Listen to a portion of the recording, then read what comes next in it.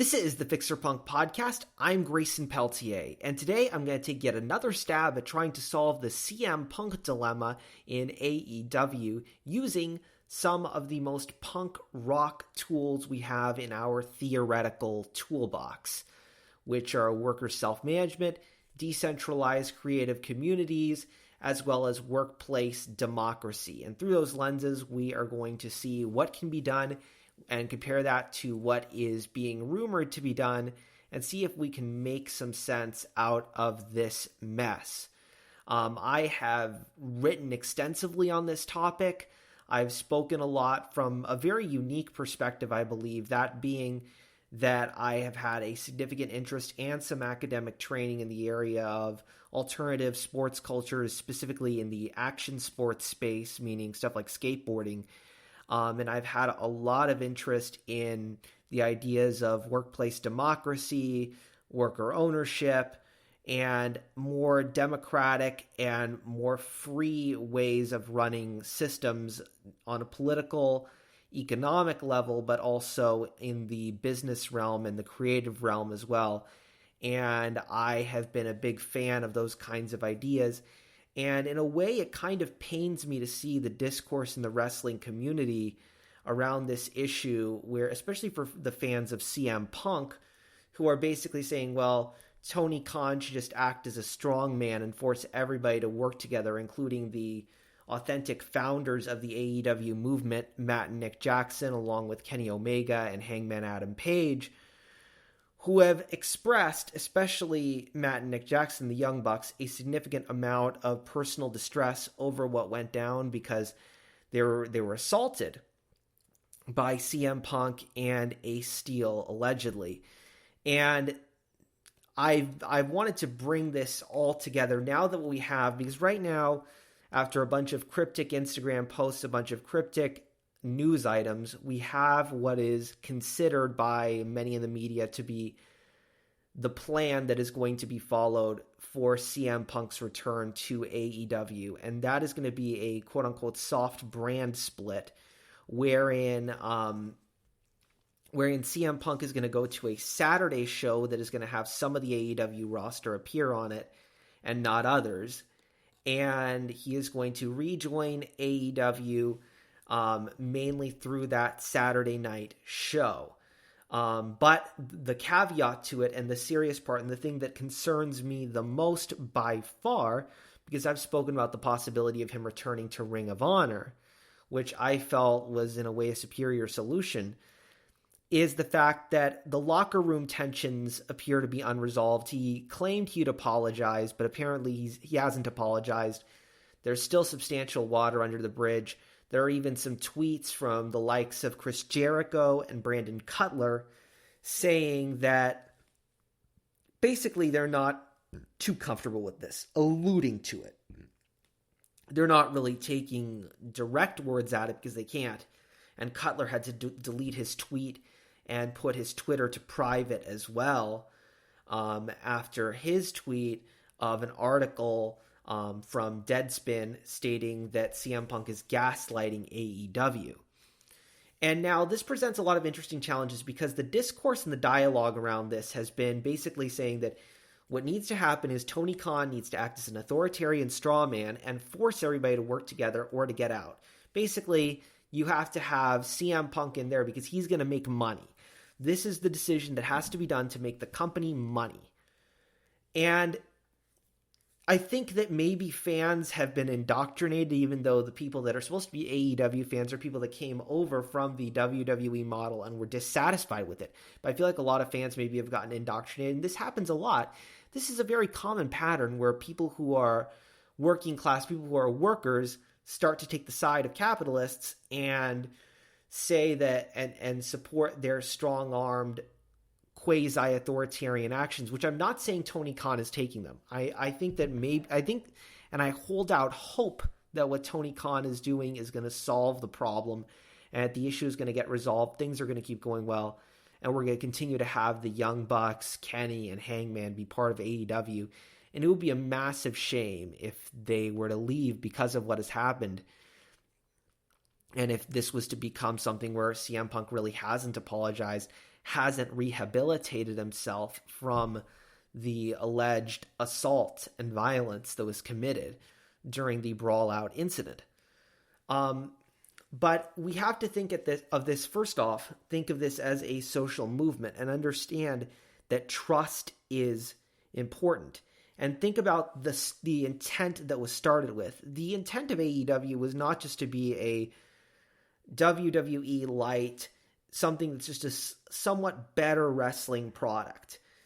The vision was very simple, and the Young Bucks said this from day one, which was change the world. But as Adam Page would put it in his promo before he won the World Championship, the world got into us. And those words are very, very true today, especially with the fans who are clamoring for a Vince McMahon-style authoritarian crackdown by Tony Khan. I think Tony Khan may be taking a bit of an alternative approach to management.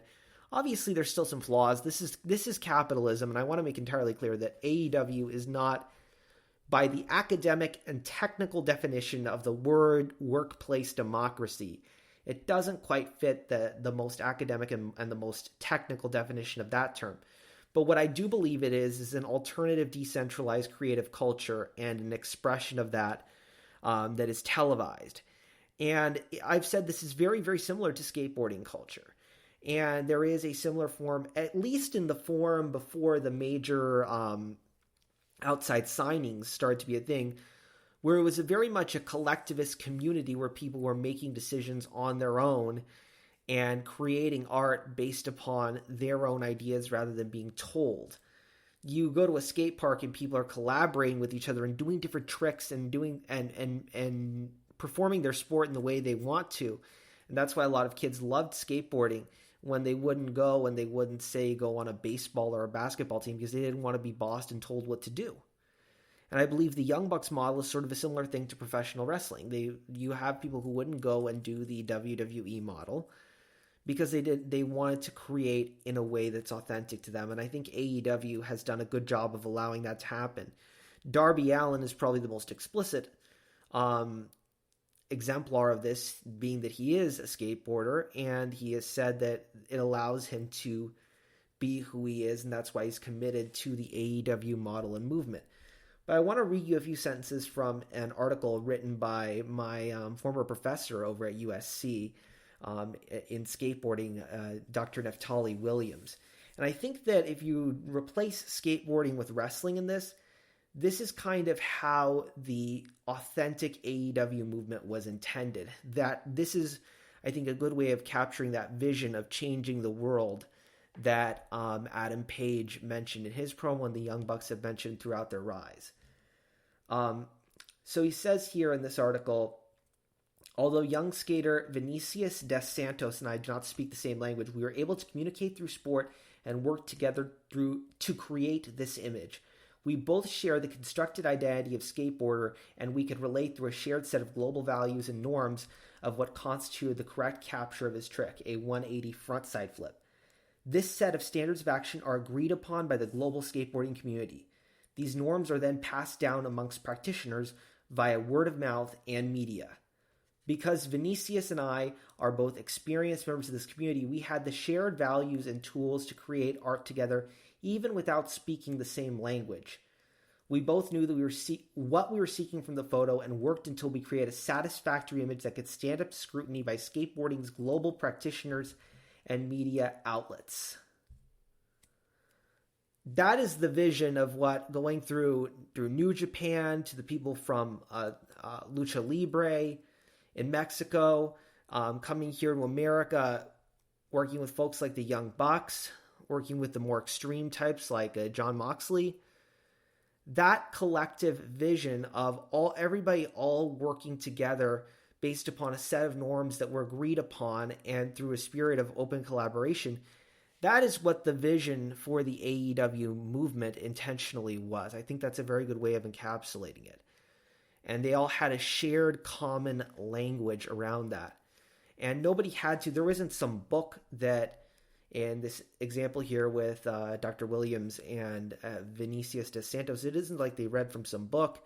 It's a set of norms that were established over time through practice, through trial and error. as Adam Page would say.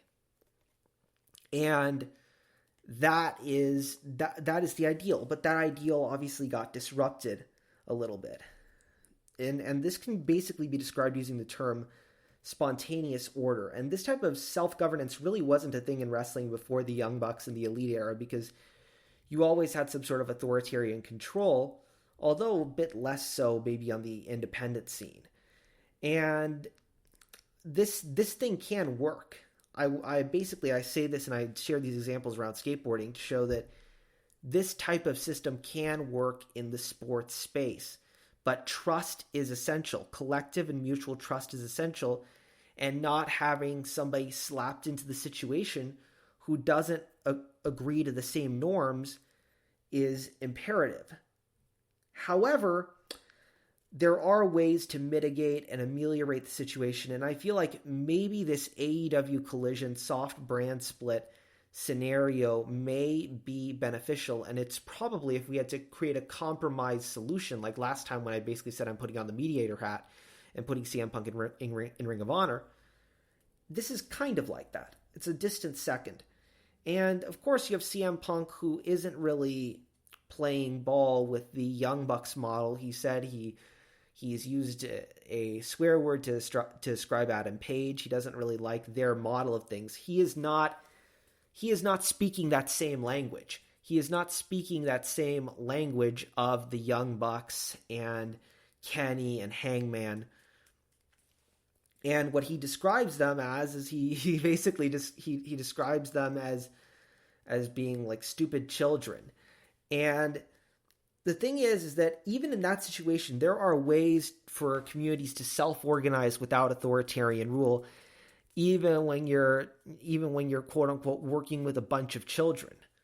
There's an interesting article that was linked in my Beyond the Gripe Bomb article, which a lot of the concepts I'm talking about I already covered in my article at ProWrestlingMusings.com called Beyond the Gripe Bomb. And one of the other articles that I cited in that article was called Anarchism as a Theory of Organization by Colin Ward. And it describes a bunch of academic research around self-organization. And one of the examples is even unruly children. And this was in a health center, Pioneer Health Center in London, where they were basically, it seemed like it was sort of like it says that it's like a gymnasium that they created to sort of study human behavior. And they said there arrived a horde of undisciplined children who used the whole building as they might have used one vast London street, screaming and running like hooligans through all the rooms, breaking equipment and furniture. They made life intolerable for everyone. Sounds a little bit like the AEW locker room, screaming and running like hooligans all through the rooms, breaking equipment and furniture. Sounds a lot like that unfortunate day. However, the researcher involved in this, Scott Williamson, insisted that peace should be restored only by the response of children to the variety of stimuli that was placed in their way. And in less than a year, the chaos was reduced to an order in which children could daily be seen swimming, skating, riding bicycles, using the gymnasium, or playing some game. Occasionally reading a book in the library, the running and screaming were things of the past. So basically, he allowed the children, by giving them sort of what they wanted to, and allowing them to govern themselves, order was restored. And by giving them these spaces to use their energy and to use their stimuli in different ways, peace was recreated. Now, this is a bit more difficult because of the collective nature and the shared nature of a wrestling locker room. If you're at a skate park, you can sort of separate yourself. Okay, one group's over going to be over with the bulls. The other one is with the ledges. The other one's with the stair set, depending on the configuration of your local park. But in a wrestling locker room, you have people fighting each other who have to cooperate with each other in order to reach the predetermined outcome. And you have to have people who at least agree to behave in accordance with said predetermined outcome. So that makes things a bit of a challenge. So this brand split may be an answer to allow these different factions to split up and do their own things and have enough space to spread out and do so. That is the hope. That is the optimistic thing. I'm being a little bit more optimistic than I even expected on this episode, but that is what we hope happens. What we don't want is we don't want a collision, no pun intended, of people who are upset about the fact that these other people are in their space and causing problems. And we've seen some good examples of people who have even had mental issues, learning self-governance as well. But of course it takes time, and it takes cooperation, it takes a commitment to making sure that this all happens in the appropriate way. Ironically, this book, which is called Wayward Youth, which has me thinking of, carry on my wayward son, there'll be peace when you are gone. I won't do that again. Sorry. But I just had to. Homer Lane, starring in Britain, a community of juvenile delinquents called the Little Commonwealth, declared that freedom cannot be given is taken by the child in discovery and invention. He refused to impose upon the children a system of government copied from the institutions of the adult world. The self-governing structure of the Little Commonwealth was evolved by the children themselves, slowly and painfully to satisfy their own needs. And this type of governance did exist when AEW was considered, when people were derogatorily calling it all friends wrestling. This type of governance did exist.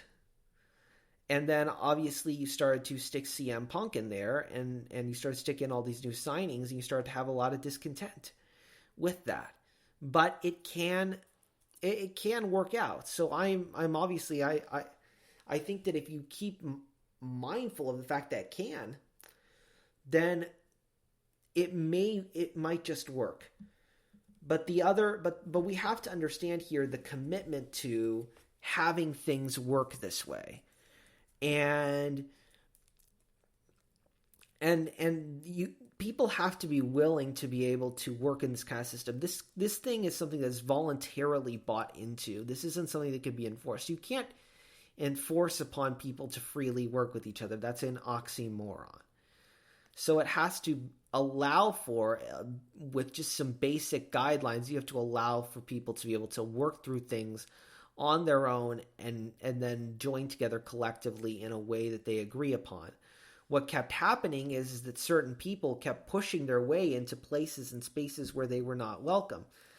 I think that the biggest mistake, and what could have prevented this entire situation, was not putting CM Punk into the world title situation, because the world title situation, you already had a functioning self-governing space, that all of these things, that long, slow, painful process that was explained in that Wayward Youth book, had already taken place.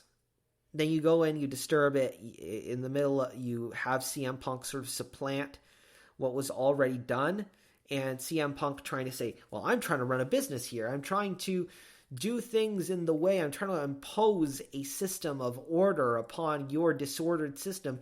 Meanwhile, what had happened is that spontaneous order out of disorder, had already come into place, and then by trying to impose a system of order through force, or through coercion, in this case through economic coercion like CM Punk tried to do, then you got disorder again. And that's not covered by the literature around anarchist systems of organization, but it is a common pattern in alternative cultures.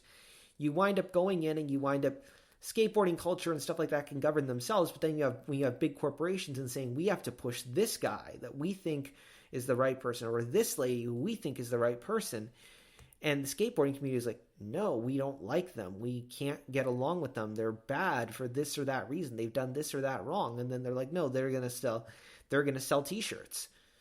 Then you start to have problems and disagreements in companies as well, and you start to dilute the culture, and you start to misrepresent the culture to others, because you have a system of self-governance that's working, then you just, boom, you push it out, and of course you're going to have problems. You're disturbing an order that's already created, because even though you don't see it as order, it is in fact order.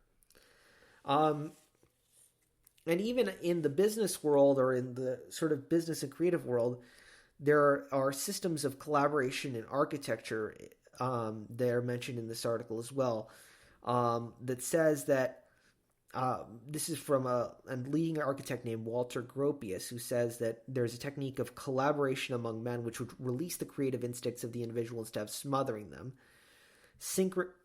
to emphasize individual freedom of initiative instead of authoritarian direction by a boss, synchronizing individual effort of a continuous give and take of its members.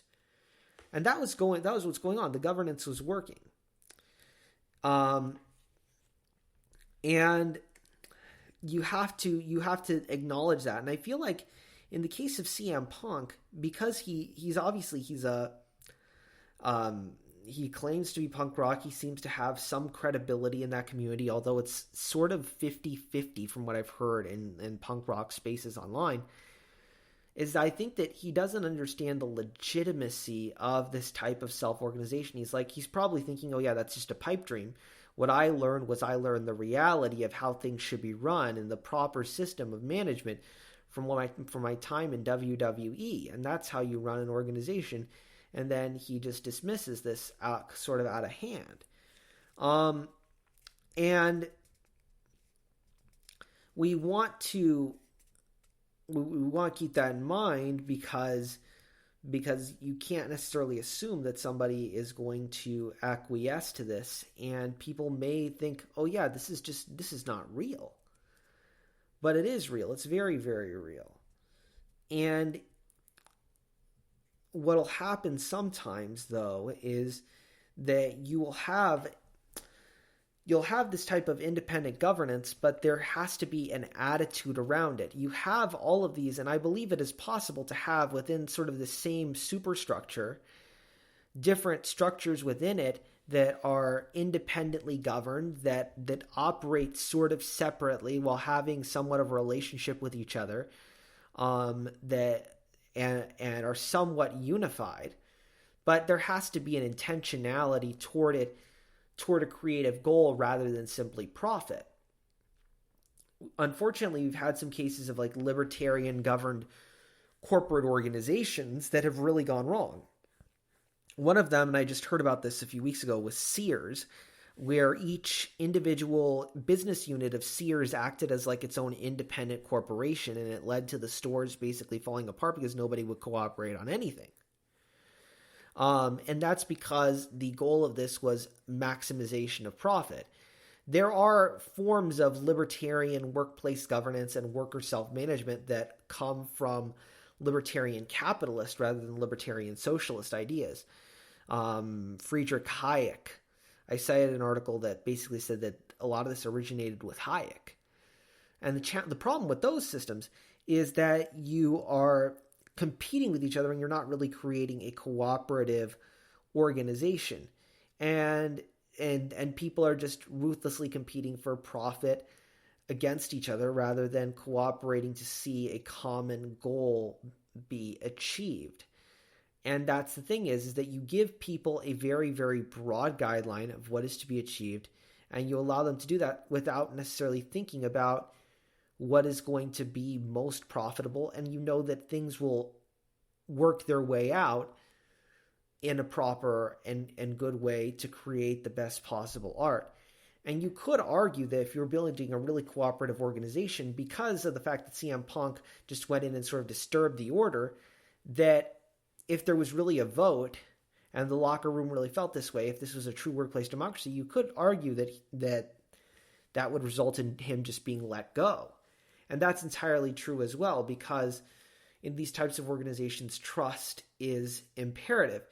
And that's where this sort of leans a little bit into the libertarian capitalist model, where it is still for the generation of profit and the end goal is just profit. So it's not really going to be a full-on workplace democracy, and nobody should really expect that. And we shouldn't be going and using the example of what happened at Brawl Out as a way of saying workplace democracy doesn't work.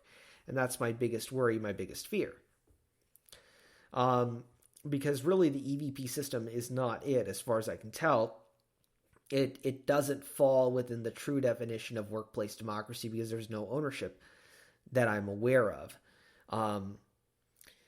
But that's not the reality we have here. The reality we have here is that we have all of these systems that are going to try to coexist with each other. And it is possible. It's possible that it is going to work, and I am hopeful that this is going to work.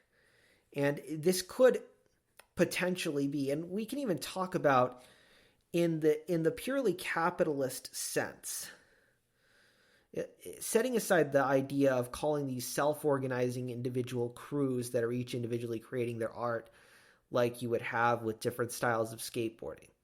Setting aside that, corporations oftentimes do have multiple competing brands under the same umbrella, and that's used typically for monopolistic power.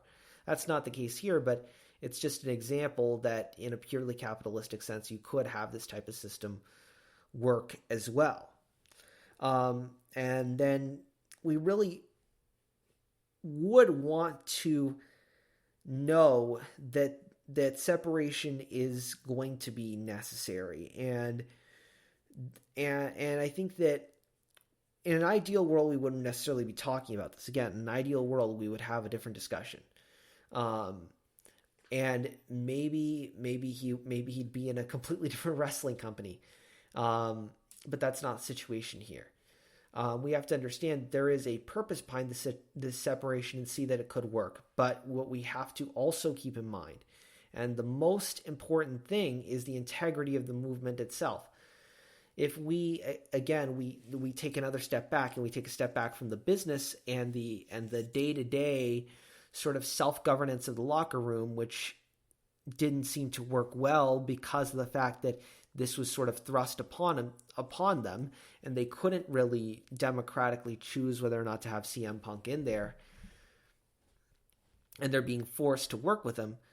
If we take another step back into the original intention and come back full circle to the original intention of AEW, which is to be a social movement changing the wrestling world, that has to stay in place. That common vision cannot be lost, because without that common vision, you can have this sort of collaborative set of different like mini organizations, the AEW Dynamite Rampage organization, the AEW Collision organization, the Ring of Honor organization, all sort of working with each other. But they are all going to eventually wind up in the same problem if everybody is not agreeing upon the common vision of the organization. Even if we have things kept peaceful, even if we have a situation where each group has substantial autonomy over each other, the fact of the matter is that what brought us to being this way is having this movement and having this collective vision of creating a new form of pro wrestling. And if there is not buy-in to that, or at least a respect for it, like I explained in the Beyond the Gripe Bomb article, then we are still going to run into problems, even if we have the mechanics of a good system of self-governance and self-governing organization in place. Even if we have those mechanics in place, things are going to spill over. Things are going to bleed over. And the way that we do that is by acknowledging explicitly protecting the leadership of the movement and making symbolic decisions that show that in this process, they are not going for the Sears model of everybody for themselves and no collective vision at all, but rather going for a resounding yes to the vision of the AEW movement. And how do we do that? First thing is that by giving security to those who have founded the movement and have shown success in being able to create a self-governing system rather than a corporate sports entertainment model. And that is done by renewing the Young Bucks, Kenny Omega, and Hangman Adam Page. And their contracts are still up in the air from what I've seen reported. So if that happens, if we see that happen, and we see that there is agreement, again, this requires mutual collaboration or at least agreement on this model, because if people are not agreeing voluntarily on this model, imposing a system of order on them is going to be the antithesis of what we're trying to do here. If they're not agreeing to this model and voluntarily deciding to participate in it, we're gonna have problems like Brawl Out again. Maybe not as big, but it could be more discord within the locker room and people dissenting if there's not buy-in for this model and there's not from the leader, because we're not in a leaderless situation. We're in a situation where we do have a leader, we do have an owner, Tony Khan. And if we don't have him saying, yes, I am agreeing to this model, and I'm not just saying, okay, we're doing this based on who's most profitable, and according to my impression of who is going to be most profitable, we're going for the CM Punk model, and we've given FTR a contract, and we don't give that same consideration, because that would be a major imposition of management, is saying, no, we don't like this, we only like this, or we're not going to respect you enough, or we're not going to give you enough space and enough ability to be yourself in this new organization. And you're not going to be able to exercise your creative freedom and hence take it or leave it. Once you have those contracts in place and we see that mutual agreement, we see that buy-in to this from the people who founded the movement, from the people who believe in a self-governing model of pro wrestling, then we have the thumbs up. We know that this is going to work and things are going to go well. Otherwise, outside of that, outside of seeing that complete, full circle, total agreement to it, agreement on the fundamental shared principles, even if not in agreement on the creative direction, even if not in agreement on what each show is going to look like, even if not necessarily in agreement with what happened in the past. But if we don't see the agreement to the vision and the model of maintaining self-governance in AEW from all parties, this is going to fall apart, and I am still going to be an anxious millennial cowboy, constantly refreshing Twitter, hoping that Adam Page, whose ideas really changed my life when I found AEW and have shown me that self-governance and that a more friendly and more positive form of the sport of pro wrestling can happen, and that we have left those old dirty days of the business that Jon Moxley explained after Brawl Out in the past, then I'm still going to be anxiously refreshing Twitter and hoping that things turn out that way. After that, then I can kind of exhale, and I think we can all collectively exhale when, now that we know CM Punk is back in the picture, if we see that the people we know and we trust and who have built this movement have accepted it, then I think that we should all be comfortable and we can carry on, Wayward Sons.